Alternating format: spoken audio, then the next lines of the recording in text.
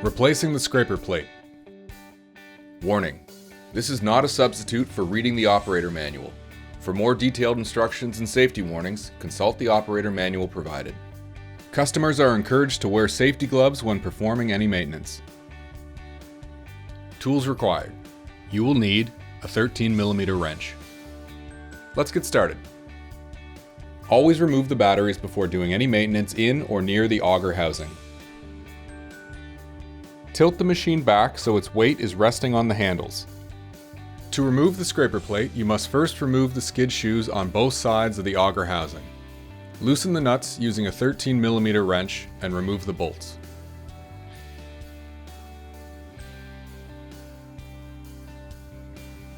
Begin removing the nuts and spacers from the scraper plate. For this step, we recommend a second person brace the handles to prevent the unit from tipping forward.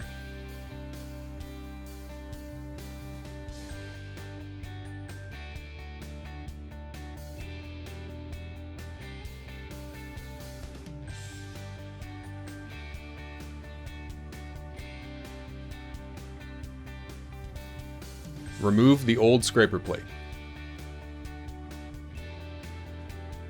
Install the new scraper plate.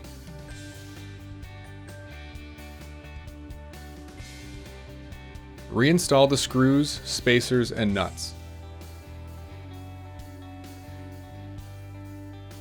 Insert the skid shoe bolts on both sides before tightening the nuts on the scraper plate bolts to ensure the position is correct. Finish tightening the nuts using the wrench. Reinstall the skid shoes.